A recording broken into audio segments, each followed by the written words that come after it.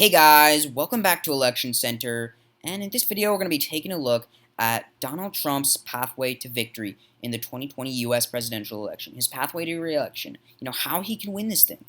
Because, we've seen him lagging behind. We've seen him lagging behind Joe Biden recently in the polls nationally and in a lot of these crucial battleground states. And so, we've seen a lot of people and, the pundits talking about how Donald Trump's chances are really down the tubes right now. And I agree with that sentiment. Donald Trump's chances are not great right now.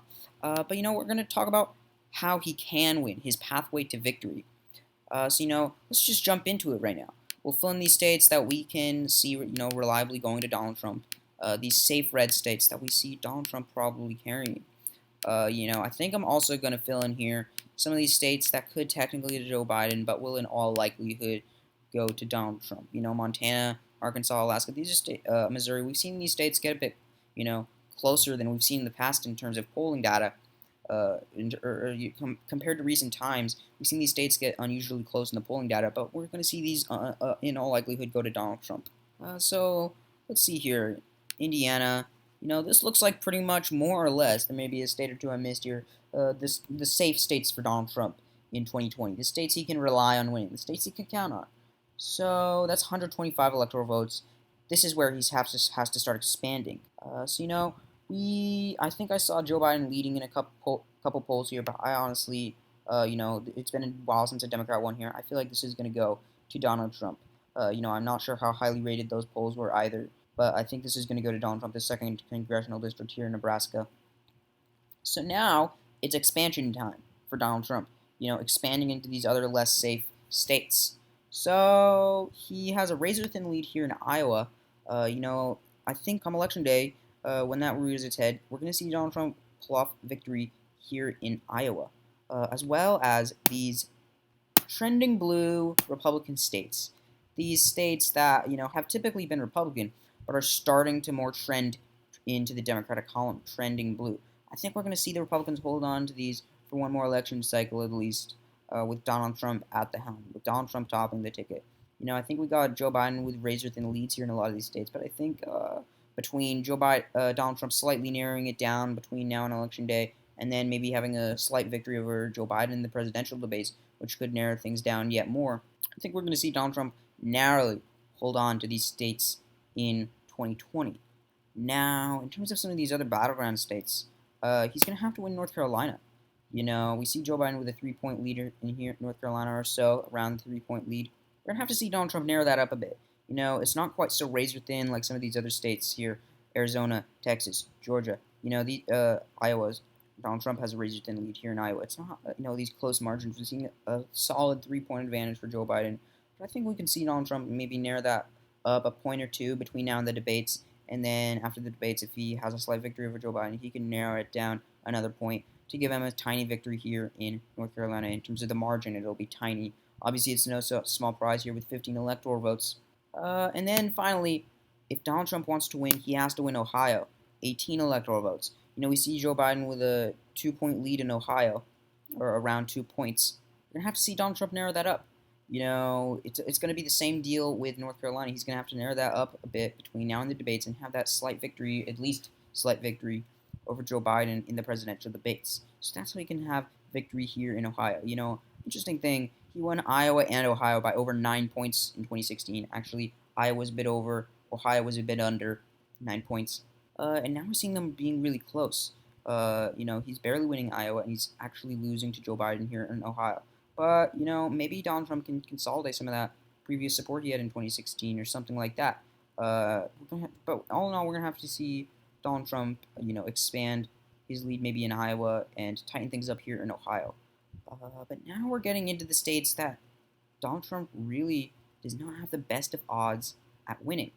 Here with Florida, I think that's his next most likely state. Actually, let me start off here with that 2nd congressional district in Maine. I feel like if we see a Donald Trump victory in 2020, he's also going to win that 2nd congressional district in Maine. But Florida, Joe Biden's winning in Florida by 6 points. If Donald Trump wants to win the election, he's going to have to win Florida. But the odds are kind of stacked against him here in Florida. He's really tight in 2016. Joe Biden significantly outperforming Hillary Clinton's numbers nationwide. Donald Trump, his chances in the tube right now. His approval number is not great, and he's not doing that great in the polls against Joe Biden here in Florida. It's a bit closer than the national average. The national average is about 8 or 9 points in favor of Joe Biden, and we're seeing a 6-point lead for Joe Biden here in Florida. But Donald Trump is going to have to somehow turn around Florida, and I'll get touch up on how he can do that, I think, later on in the video. And then finally, we're getting into some of these really less realistic states. Pennsylvania. Joe Biden does really well with these blue-collar voters here in Pennsylvania. He has a 7-point lead over Donald Trump here in Pennsylvania.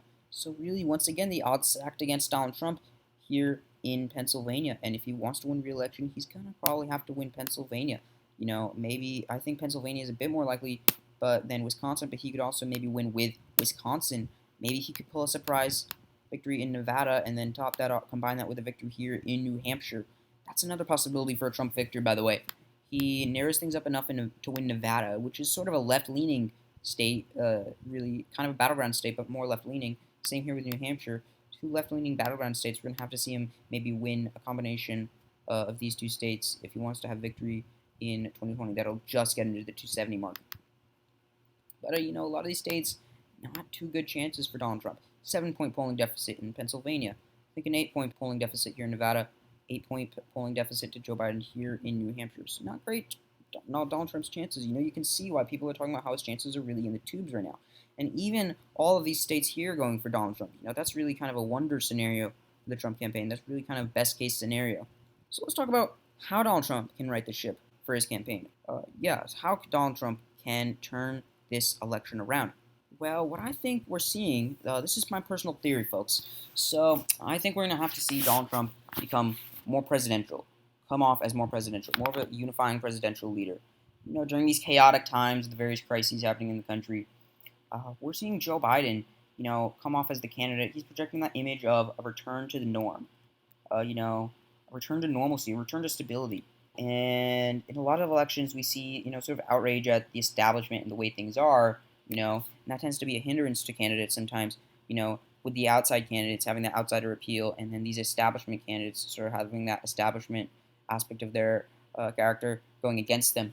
I feel like that could go in Joe Biden's favor this time around. He comes off as the return to, the more normal, stable times, return to the norm. Vice president for 8 years, a pretty, coming off as a very establishment, normal guy, return to the norm. Whereas we got Donald Trump, with all of his populist type rhetoric, and he's really talks in his supporters will refer to it as him telling it like it is, saying things that maybe a lot of people would not consider appropriate to say, not being politically correct, and sort of saying a lot of controversial things as well. Being sort of this populist type figure as well. Sort of a candidate. He's really an outsider type guy. Now he's president. He's very much an insider, right? Now that he's president. But, that's part of his image still. Before he was president, he was never a politician. So that's part of his image, being that outsider. I feel like that could go against him in 2016. That could be hurting him right now, And right now, if you look at his actions and comments, he's really kind of being more of a divisive type person. Really, he tweeted something about this conspiracy theory about a protester in Buffalo. He's made a few other divisive comments on Twitter. That's just one minor example. But if you look at the language he uses in his speeches, he sort of uses that us versus them type language. I feel like it's not coming off as very presidential.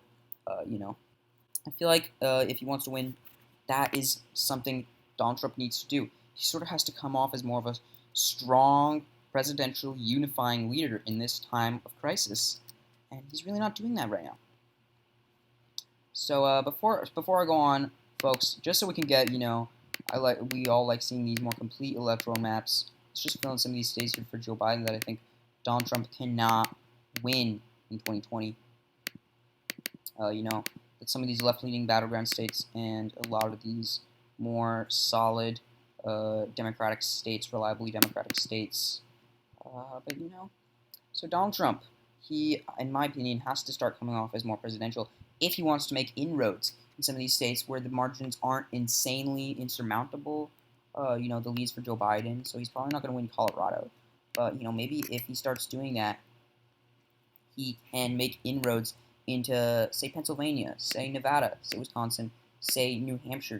But you know, we don't really see him doing that. We don't really see him doing that right now. So these are really the realistic states that Donald Trump could realistically win. Let's take away Florida. Maybe he could win Florida. And then if he really turns something around, if some sort of drastic change happens, we could see him winning in some of these other states. But we're probably, you know, the statistics, they favor Joe Biden right now in terms of who's going to win in these states. But anyway, maybe we could see him flip Pennsylvania. Maybe we could see him flip Wisconsin. Maybe we could see him flip a combination of Nevada and New Hampshire. But anyway, guys, this is just my opinion. You know, this is my take on this scenario, Donald Trump's pathway to victory. So you know, if you guys wanna let me know your thoughts in the comments below, you know, I'd really be interested in hearing and you know, having a discussion. You know, if you're a Trump supporter, you know, I'm really not trying to voice any opinion or any bias. You know, and I totally respect all people's opinions. So, you know, if you want to let me know your thoughts in the comments below, I'd be super interested in hearing that. If you think there's pretty much no way Donald Trump can win, you know, if that's your take, you know, you can let me know. Maybe you think Donald Trump can definitely win, and you think I'm really underestimating his chances here.